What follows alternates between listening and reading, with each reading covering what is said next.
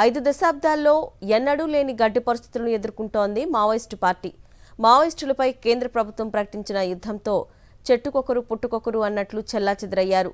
దళ సభ్యులు మాత్రమే కాదు, దళంలోని అగ్రనేతలే లక్ష్యంగా సాగిన ఎన్కౌంటర్లతో కేంద్ర కమిటీ ఖాళీ అయింది. భద్రతా బలగాలకు మావోయిస్టులకు మధ్య ఊపిరి సలపనంతగా సాగుతున్న యుద్ధంలో ఒకప్పుడు 4 పదులున్న కేంద్ర కమిటీ ఇప్పుడు 4కి పడిపోయింది.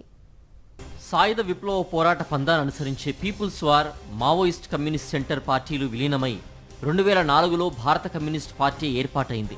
ఆరంభంలో ఆ పార్టీ థింక్ ట్యాంక్ పెద్ద తలగా పేర్కొనే సెంట్రల్ కమిటీలో మొత్తం సభ్యుల సంఖ్య 42గా ఉండేది.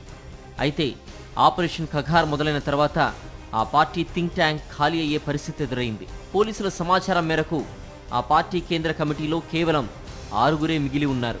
అందులో ముప్పాల లక్ష్మణరావు, తిప్పిరి తిరుపతి, మిసిర్ బెహ్రా పొలిట్ బ్యూరో సభ్యులుగా ఉన్నారు. వీరే కాకుండా పసునూరి నరహరి, మల్లా రాజిరెడ్డి వంటి తెలంగాణ నేతలతో పాటు జార్ఖండ్కు చెందిన తుపాందా అలియాస్ అనల్దా సెంట్రల్ కమిటీలో ఉన్నారు.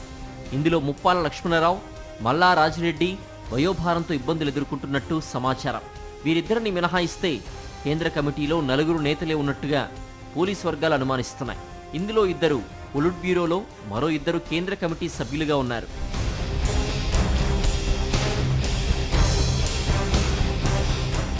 పోతుల సుజాత అలియాస్ కల్పన, పుల్లూరి ప్రసాదరావు అలియాస్ చంద్రన్న పార్టీకి ఆయుధాలు అప్పగించి లొంగిపోయారు. ఇలా కాకుండా ఆయుధాలు తమ వెంట ఉన్న క్యాడర్తో లొంగిపోయిన మావోయిస్టుల్లో మల్లోజుల వేణుగోపాల్ అలియాస్ సోను, తక్కల్లపల్లి వాసుదేవరావు అలియాస్ ఆసనతో పాటు రాయేరున్నారు. అంతకుముందు అనారోగ్య కారణాలతో మరణించిన కేంద్ర కమిటీ సభ్యుల్లో రావుల శ్రీనివాస్, హరిభూషణ్, అక్కిరాజు హరగోపాల్, కటకం సుదర్శన్ ఉన్నారు. 2024 జనవరి 1న ఆపరేషన్ ఖగార్ను కేంద్ర ప్రభుత్వం ప్రారంభించింది. ఈ క్రమంలో 2024 ఆగస్టులో చివరిసారిగా కేంద్ర కమిటీ సమావేశమైంది. ఇందులో మడ్వి ఇడుమాతో పాటు తక్కలపల్లి వాసుదేవరావును కేంద్ర కమిటీలోకి తీసుకున్నారు.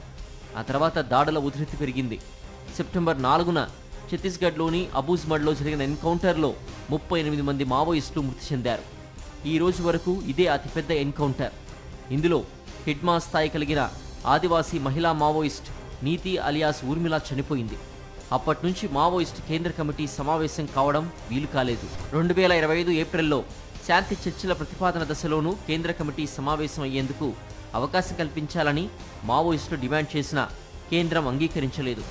ఆ పార్టీకి చెందిన వేర్వేరు రాష్ట్ర కమిటీల్లో కీలక నేతలున్నారు. అయితే తీవ్ర నిర్బంధం మధ్య కొత్త వారిని కేంద్ర కమిటీలోకి ప్రమోట్ చేయడానికి కనీసం మావోయిస్టులు సమావేశమై చర్చించుకునే పరిస్థితులు లేవు.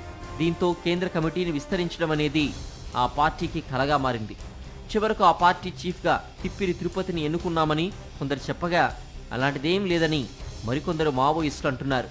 ఇలా ఒకప్పుడు 40 మంది సభ్యులున్న కేంద్ర కమిటీ ఇప్పుడు 4కే పరిమితమైందని తెలుస్తోంది.